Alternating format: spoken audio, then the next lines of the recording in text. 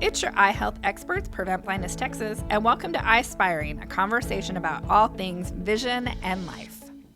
Hi, and welcome to Prevent Blindness Texas podcast, Eye Spiring. Today we have a great special guest, Jeff Todd, who is the CEO of Prevent Blindness. So let me tell you a little bit about Prevent Blindness Texas. We are a public health agency that serves the entire state with a focus on vision. This past year, we served almost 60,000 people across the state, and we work within advocacy, awareness, and access. I'm Heather Patrick, the CEO of Prevent Blindness Texas, and I have spent my career in the public health nonprofit space. So now let me introduce Jeff Todd. He has an incredible bio. I'm just going to give a couple of sentences, and then I'm going to let Jeff tell his story. But he has been with Prevent Blindness for 22 years, and I think that just says a lot to begin with, especially in the nonprofit space. To be at an organization that long and that committed, I think says a lot about who you are and who the organization is. But he has been the president and CEO for the past 6. He is on the boards of the National Health Council and the International Agency to Prevent Blindness. Jeff, tell us a little more about you. Yeah, thanks. I'm shocked that I've been here for 22 years, but as much I appreciate your comments, but as much as it says anything about me, I think it says about the organization. As you know, we have a lot of people who've been here a long time, both at the national office and affiliates, and I think it says a lot about who we are as people and what our commitments are, but also the organization and the mission and why it's so important. I think my background is somewhat similar to yours. I've worked mostly in the public health arena, both within government affairs in the past and other public health issues, but I've been in the eye health space for 22 years, and so it's certainly become a big passion of mine. Yeah. Okay, so how did you get here? What brought you to Prevent Blindness? I always wish I had a more exciting story for this. It really was, which has kind of been part of, I think, my career. It was kind of happenstance and a little of luck and obviously a lot of preparation. But I was living in DC and I was ready to get out of DC. It was right after 9/11, just a lot of complicated stuff going on in the country. And I'm a Midwesterner. I came from the Midwest, and pretty much overnight, this job appeared with this organization called Prevent Blindness. It was Prevent Blindness America at the time, and it was in Chicago.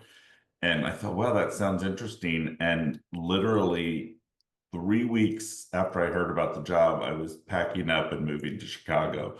And I have to say, even though I do have some eye health, a little bit of eye health issues in the family, it wasn't something that was super top of mind. So I kind of thought this would be a transitionary job for a year or two. But then it got in the blood like it does a lot of us. And I realized how important eye health is. And it also did. I have a grandmother who had AMD, and her story was just very tragic. And so it's something that I have called on a lot, or been reminded of a lot in my career here, and why it's so important for people to have access not only to eye health, but supportive services to help those who've lost their vision and eye health to continue to have a high quality of life. Okay, so what was the actual position? So you came in 22 years. Yeah. What was the actual position? Kind of just to give that.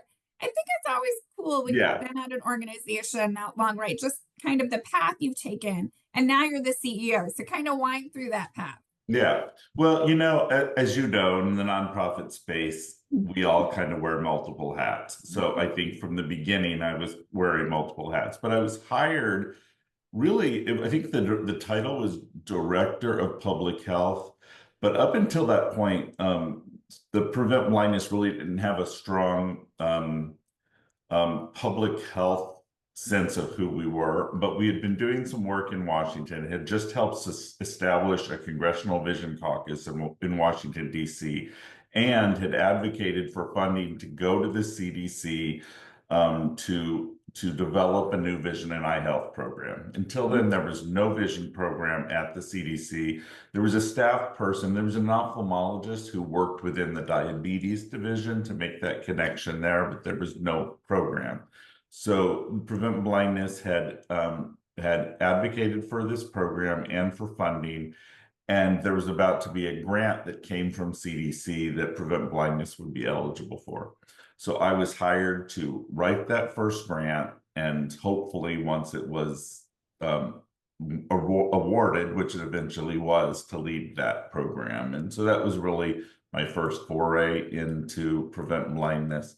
From there, I really started doing more and more work with our corporate development and other development areas. You know, anyone who works in nonprofit, as you know, is a fundraiser or needs to be. And so I spent a lot of time in that space, and then moved into, I think, a chief operating officer role. And then I've been in the CEO role since my predecessor left 8 years ago. Pretty amazing. Mhm. Why does eye health matter so much to you personally now that you've been in this role and you've seen it personally and professionally? Right? Why does it matter so much? I think about it a lot because it's part of our job. We do it, and I think about it, and I think about personally, what would it mean if I lost my vision? And I certainly, I have presbyopia. I've worn glasses all my life. So even just, as simple as it is to being aware of how blessed I am to be able to just go to my eye doctor down the street and get a pair of glasses. Not everyone in this country has that, and we face that challenge all the time. And also being aware of what it means. As I said, my grandmother had macular degeneration. That it has some hereditary aspects to it. What does that mean for my future? And so I'm certainly appreciating the importance of research and that sort of thing.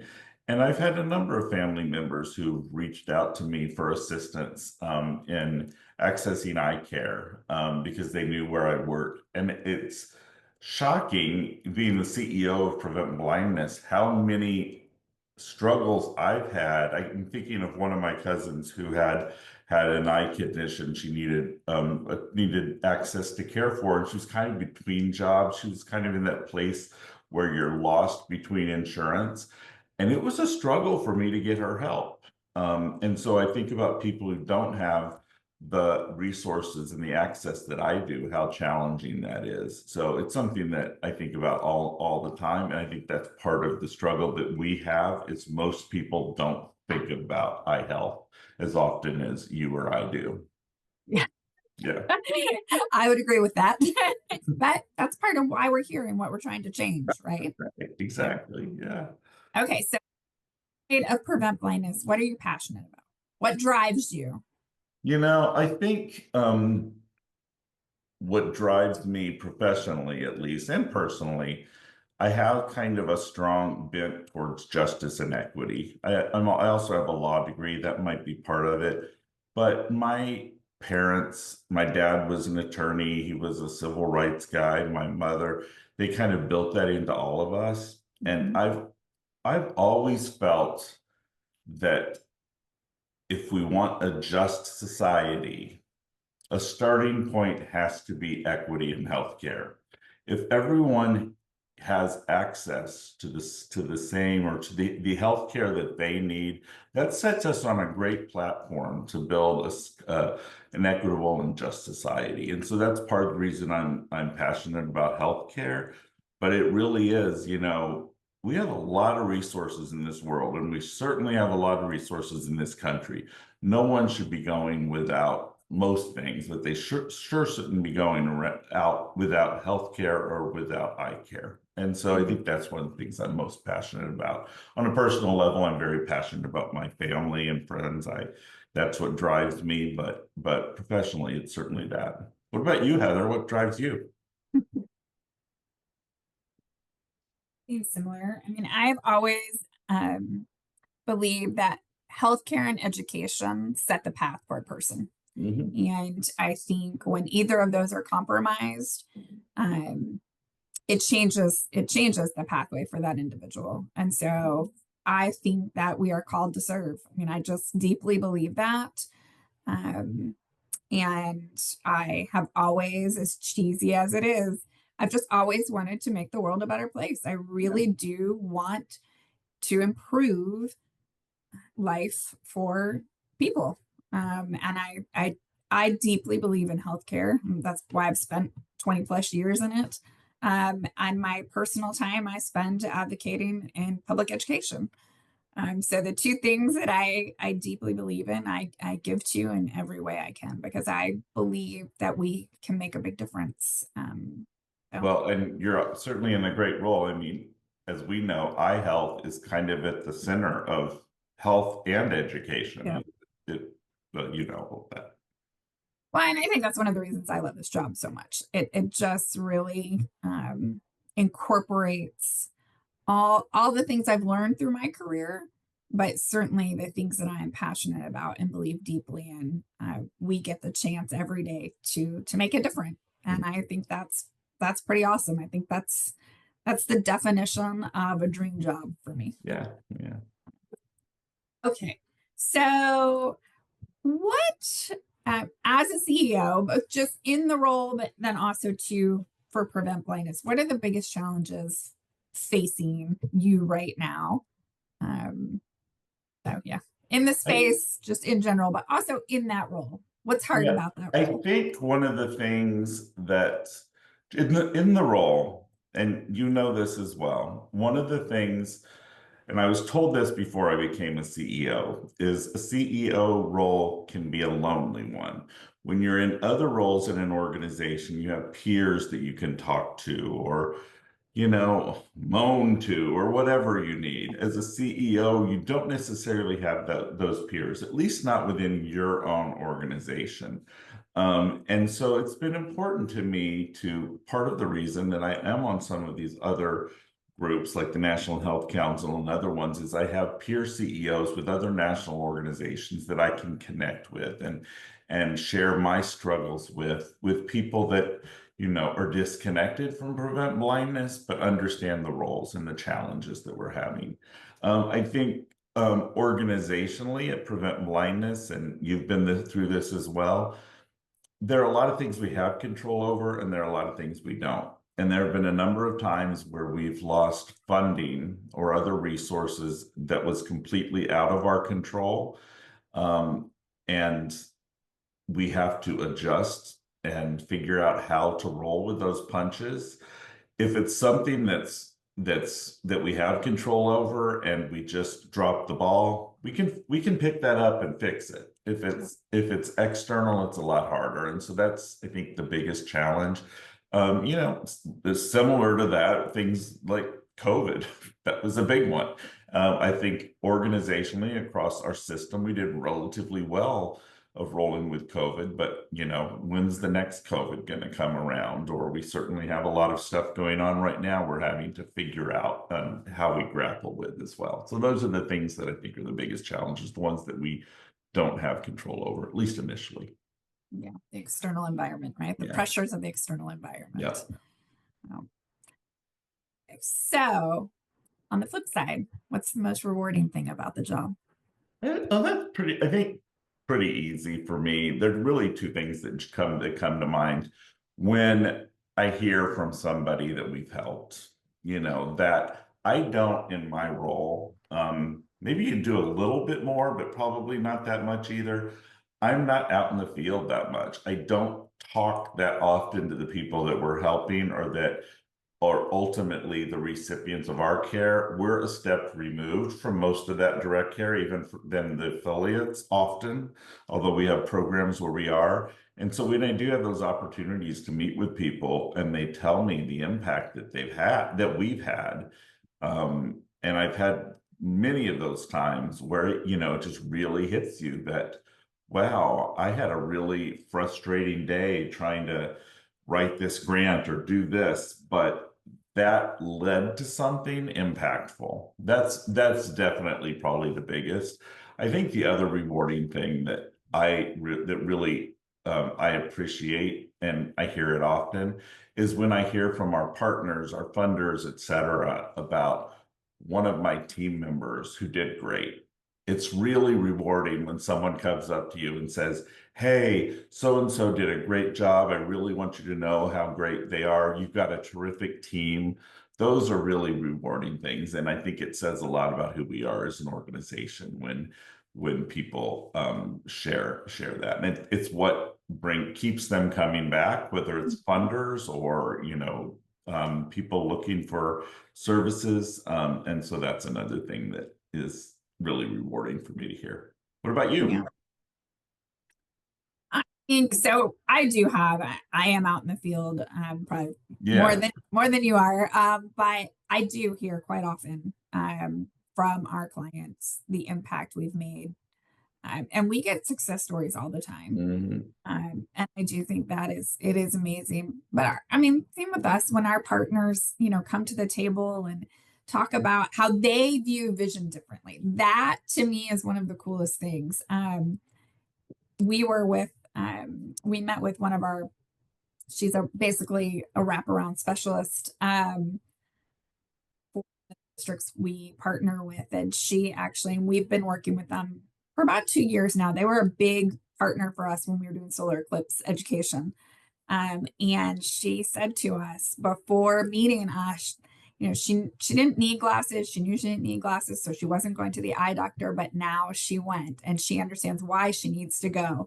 And I just think it's those kind of stories. It's knowing that we are a small team in a huge state, but really truly changing the behavior of people, helping them understand why eye health is so important. And I think just watching people grow and soar, and it has been amazing to me to watch the team grow and thrive and embrace their leadership in very different capacities. And so that to me is the coolest part, watching a team come together, and really build something amazing. And I think that's what we've been able to do. So now it's the next, part of the life cycle is, okay, you've built this great thing. Now, how do you really make it grow? And I think that's what you have a lot of people on your team who've been there a long time too. Yep, I do. For the most part, it ranges. Monica's been there 20 plus years. Craig's been there 12 years. Maribel's been there almost 12 years. So yeah, a lot of them have been here for quite a while. And like you, I think it's a mission that's easy to get behind. It's very clear and very compelling. And I just think there are great people that are part of this space. And we're always evolving. We're doing different things every day. I would get bored if we weren't. And so there's always new stuff coming up. So that's great too. Yeah, I think that's one of the coolest things about this space is that, and I tell people this all the time, it's still a solvable problem. There are many great missions across the board, right? But there are many that it's not a solvable problem, right? You can make it better, you can improve it. But for us, this is actually a solvable issue if we do the right things right now. And I think that's pretty cool to be a part of something. It can also be pretty frustrating though. It can be. Because it's like, why are we even doing this work? This should not be this hard to get people a pair of glasses. But I think it's a great point. Yeah. Okay. So did you always want to be a CEO? I don't know many people that would say yes to that, but maybe there are. I did. Did you really? Okay, well, I want to hear that. I did not always want to be a CEO, but like I said earlier, I am just one of those people that never really planned my career. It just kind of happened to me, but I've been very blessed with where it's led me. And, I've always had a strong work ethic. I've had a job since I was 15. I don't think I've ever not had a regular paycheck since the age of 15. And so I just kind of rolled with whatever was next. So I think the experiences that I built over time led me here. I was, at some point, I knew that that's probably, well, and yeah, I knew at one point that that was the next step, whether it was with Prevent Blindness or someone else. So I definitely knew that a while ago, but it wasn't something that I necessarily sought out. But it does have, as we talked about, it has its challenges, but it has its rewards too. But so you always wanted to be a CEO. When I was in high school, as a graduating senior, that was one of my goals was to be a Wow. CEO. I didn't know in what industry. And at that time, I was really fascinated by the fashion industry. That's where I actually started my career on the for-profit side. But I always knew I wanted to be a CEO. I would get there. And I certainly never envisioned the path that I actually took, but I knew I wanted to lead an organization. Nice. That's Yeah. great. Yeah. Okay, so let's transition a little bit and talk about prevent blindness. Yeah. Um, so, it's interesting you talked about that when you first came, they really weren't, I think, public health focused like you are now. So, talk about that growth and why it's important. Why be a part of the public health conversation? Yeah, I mean, public health, I think, is somewhat in our culture. Sometimes it's a kind of it's a misunderstood word. I mean, it's really pretty simple. There's individual health, taking care of our own health. There's family health, taking care of your family. And there's public health, how we take care of the communities around us or the country around us or the globe around us. So I think, public health makes sense. It's about making sure that we have a healthy society. And to your point, if we can have a healthy, educated society, everyone learns, everyone grows, our economy gets better, all things are great. And so public health just makes common sense. And it's about, yes, it's great if we can help one person. That's terrific. But if we can set up systems and if we can impact policy to where we're not just helping this one person, but we're doing something that's going to help hundreds of people or thousands of people or millions of people, we can have a much bigger impact.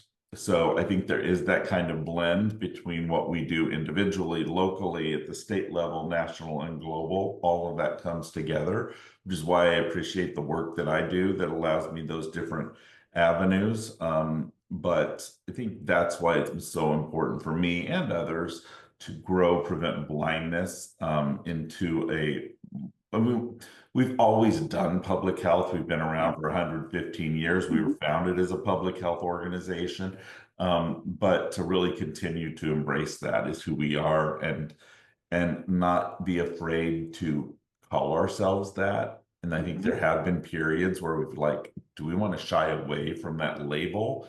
And I always get frustrated when that comes up because you can not label us that, but that's what we are. So, Yeah, absolutely. mhm. Okay, so talk a little bit about you just went through a whole strategic planning process. So talk a little bit just about that evolution and now what you're strategically focused on. Yeah. We did just adopt a new strategic plan. It launched April 1st, just last month, and it's a 5-year plan. It doesn't stray a lot from what we've been doing in the past, but I think it does give us new focus in looking at kind of the environment that we're around. Similar to you, we have 3 pillars: educate, advocate, and collaborate. Educate is really about raising awareness of overall health and access, about making sure that people are educated around individual eye conditions, understanding the intersections between eye health and things like mental health and child development, chronic health conditions, how eye health factors into those. And we also do a lot of training and technical assistance, which really fits into the educate space. Um, Advocate is really the work that we do in Washington primarily. We're a Chicago-based organization, although we are virtual now. We have staff all over the country, but we also have a presence in DC. We have two staff people in DC and a lobbying firm that we work with, and I'm out there quite a bit. So we spend a lot of time advocating for public policy for eye health and making sure that eye health is at the table. We also equip patients and care partners and allies to become strong advocates. We consider ourselves a patient advocacy organization, and so that means that we advocate for patients, but we also advocate with them. And the more that we can have them with us at the table, and advocating for themselves, for their families, for their communities, the better. I think the other arm of advocate that we're really focusing on right now is community health centers.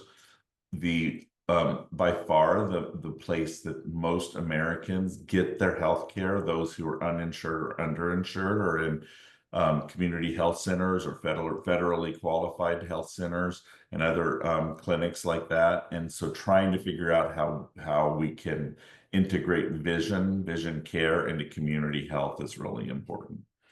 And then the third is collaborate. And that has a number of angles.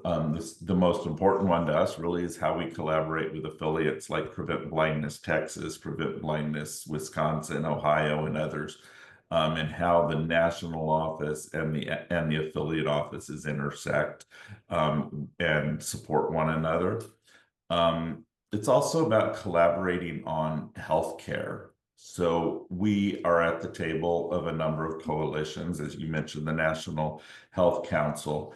And so being in conversation with groups like the Lung Association, the Asthma Society, other healthcare groups, so that we can collectively share our voice to move healthcare forward at the federal level is really important.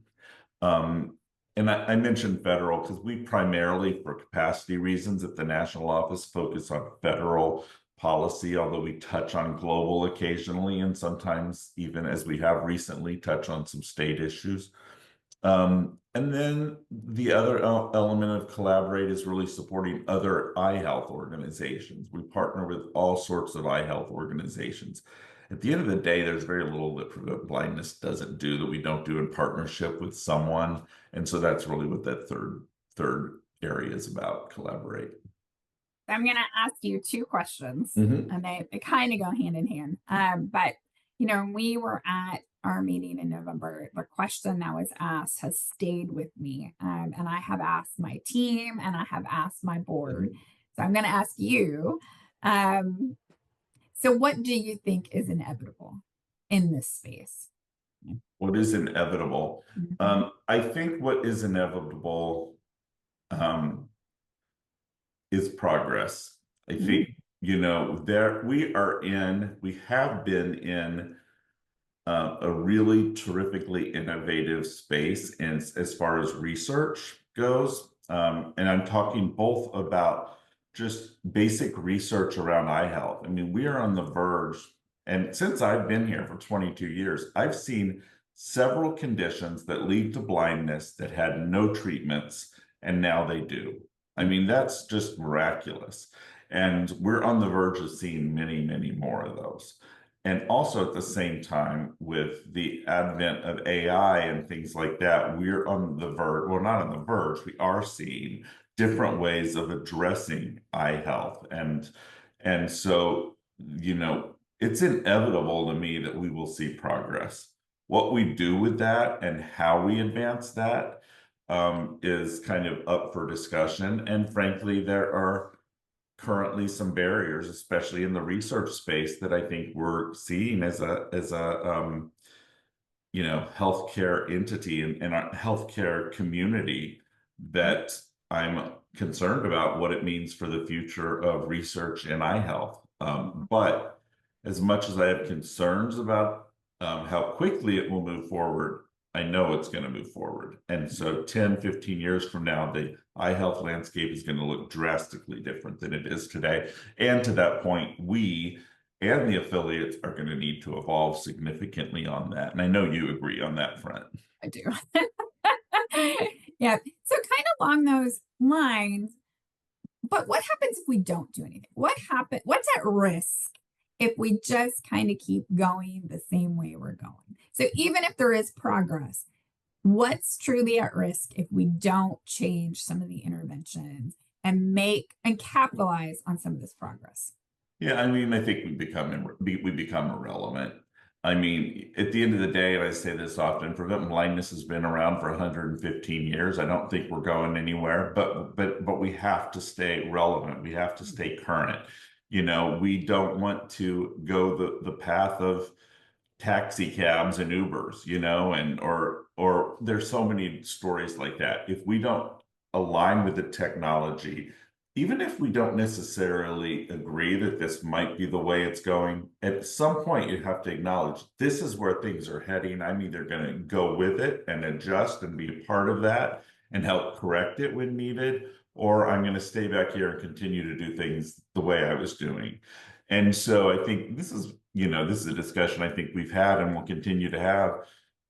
One of the things that Prevent Blindness and certainly our affiliates is known for is vision screening. What does vision screening mean now, 5 years from now, 10 years from now?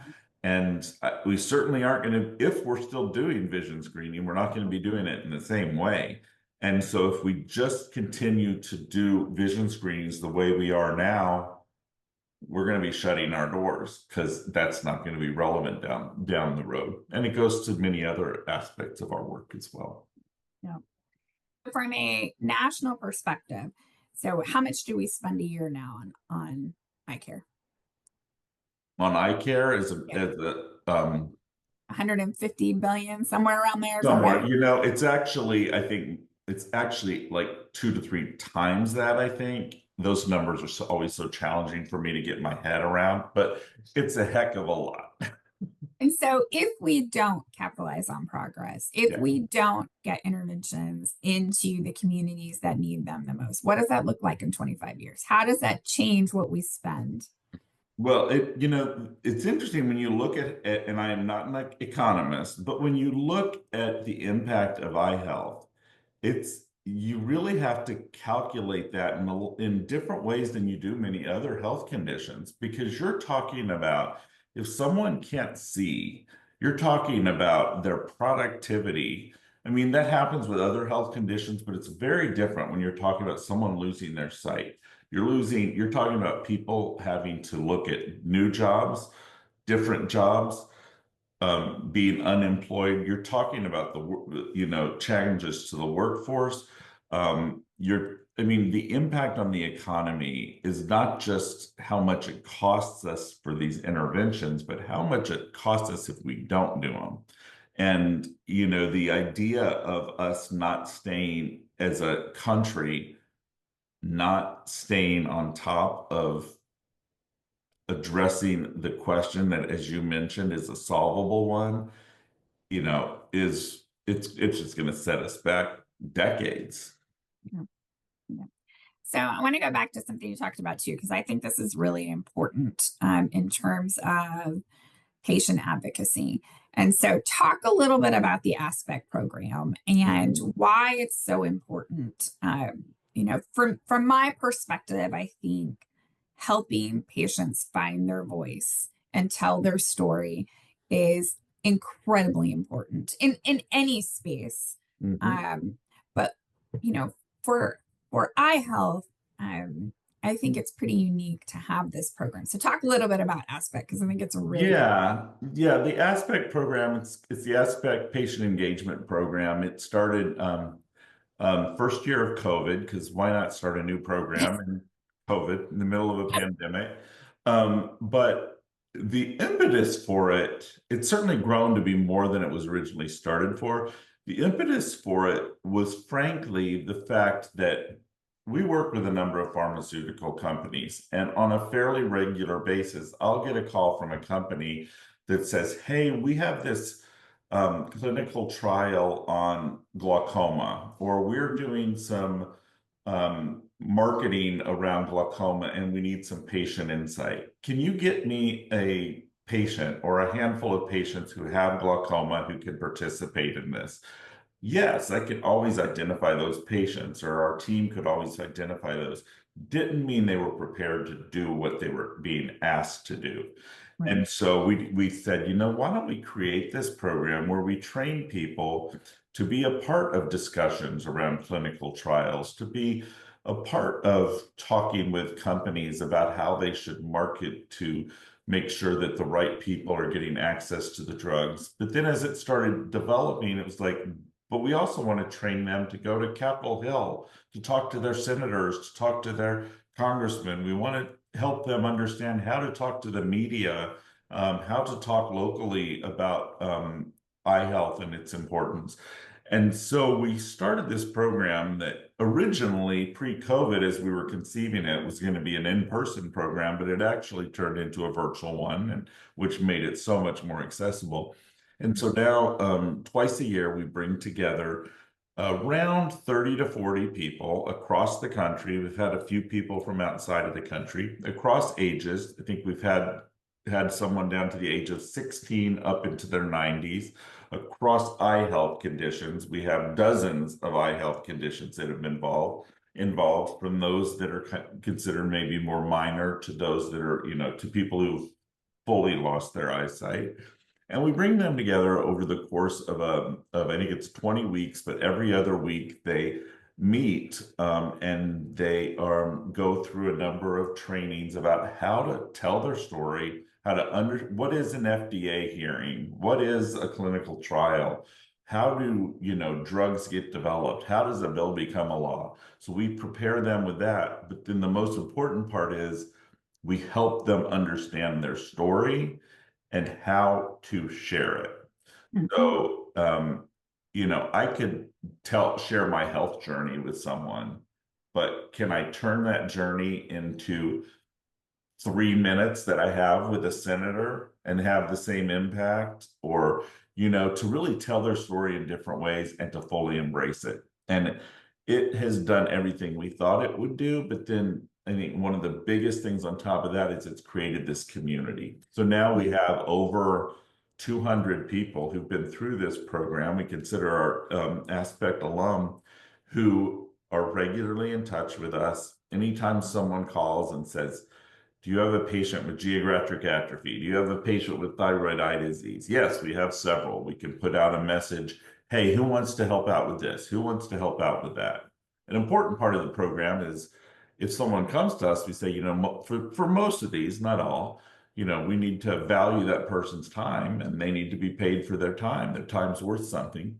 And so it's become a really terrific program. And it also allows us to make sure that I'm not just going to Capitol Hill by myself, but oftentimes there's someone sitting with me who has lived experience, who can share their story as well. And that has a lot more impact than, me from Chicago flying in to talk to a congressman from Arizona about the importance of eye health. So it's a terrific program. It is incredible. I think both being a part of it, but then also knowing some of the participants and their ability to really convey their story. It's just powerful. Yeah, and I've seen their growth just as individuals and hear from them. Some of these conditions, they share, it's weird because some of these conditions people live with, they have this shame about it, or this fear about letting their family know they have these conditions. And it's brought this veil off them where it literally changes them into a more just powerful person, someone with confidence. And we hear that from them all the time, that they have found their voice and their community. One of the biggest things that I've ever been told about this program was a woman at one of our we have kind of a gathering of them every couple of years, and it was a woman with very advanced retinal disease. She was almost fully blind, but she shared with me that, this program that she's been through didn't restore her sight one bit, and yet it was the most powerful thing that she's done since she lost her sight. And so that was pretty powerful to hear. Yeah. Pretty amazing. All right, so let's talk a little bit about the industry as a whole. Mhm. So, you've been a part of the space for 20 plus years. So, what's the biggest change that you see? And then what do you think is going to be the biggest change in the next 5 to 10 years? Well, we kind of touched on this earlier. I think, what I'm seeing is the advances in research, and what's coming down the pike. Um, I I regularly am meeting with our industry partners in the pharma industry as well as optical, and there are a lot of cool things they're working on. They just need to continue to have the support to do them. I think what I foresee is also what we kind of touched on is the impact potentially of AI and what that means. And I think in a lot of ways that's yet to be determined and it's yet to be seen. But at the same time, we're having to start explore what that's going to look like. And whatever we feel it's going to look like now, we're going to probably need to pivot a year from now, but we have to start having those conversations. Yeah.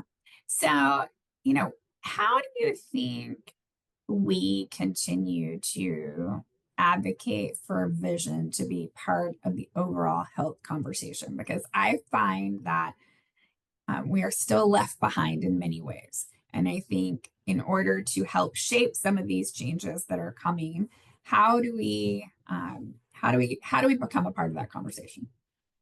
I think the most important thing, we try to do this as much as we can, especially in the advocacy space in Washington, is be at the table.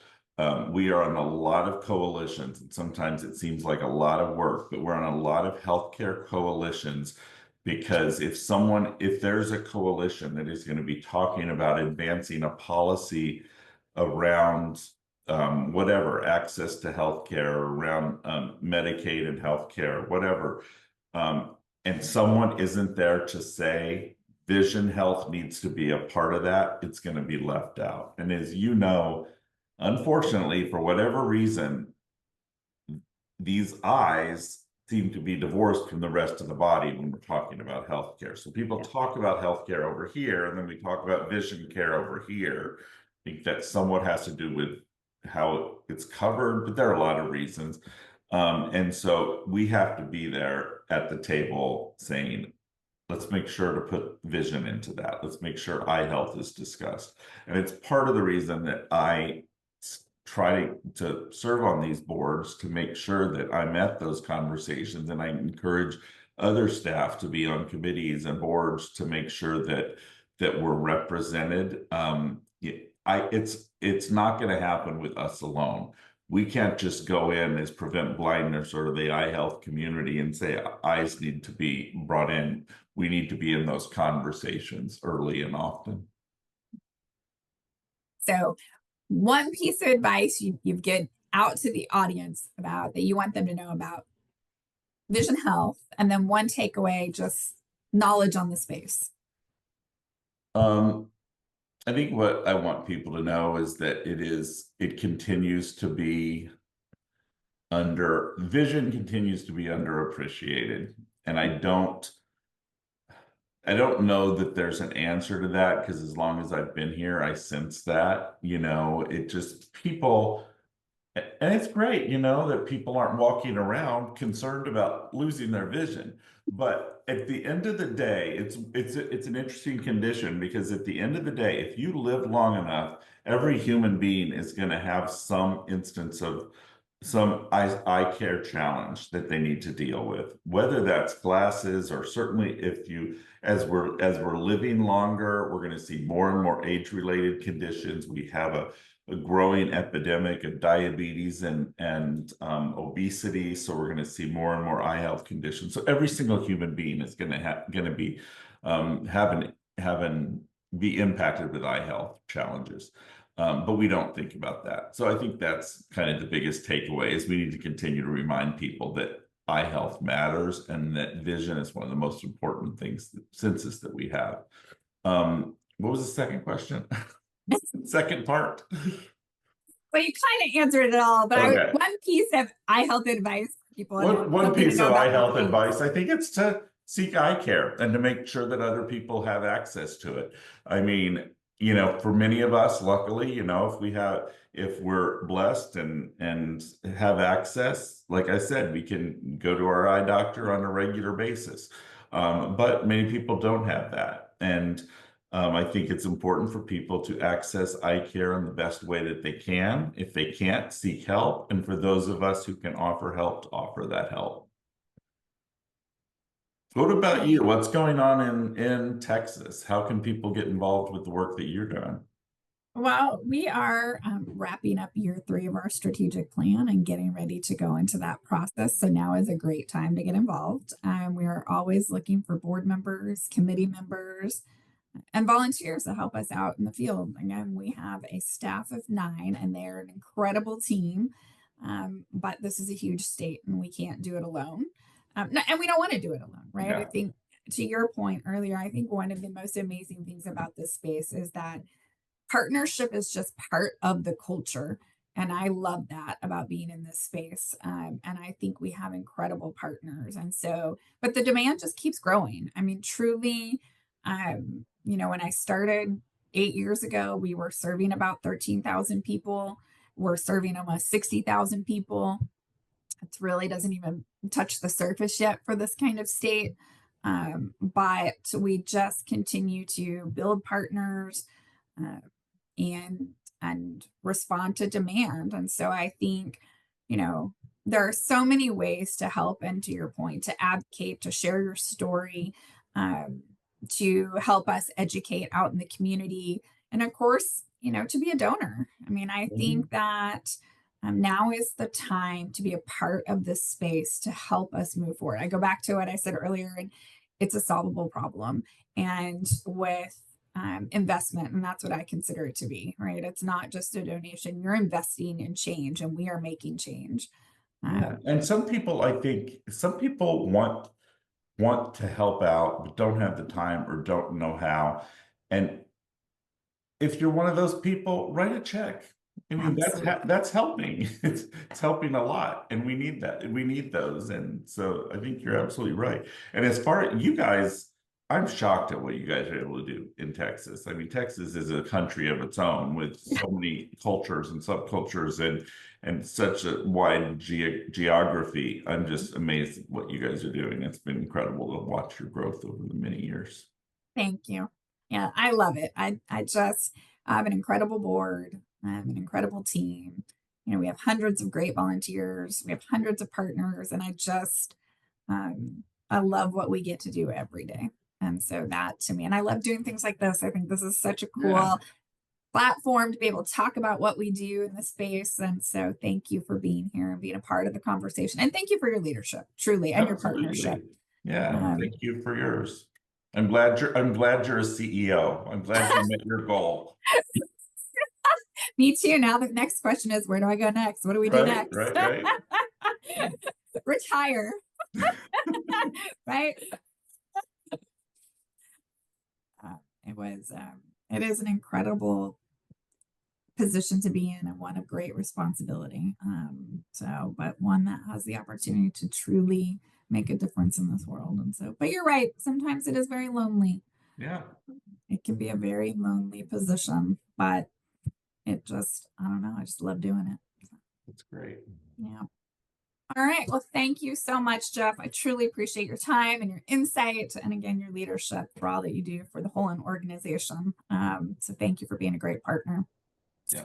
Thank you. And as we talked about, you can always be a part of Prevent Blindness Texas. There are many ways to reach us, get involved with us, and always remember to subscribe to iSpiring. And of course, we always end with the question, tell us what your vision is. Thanks, and take care.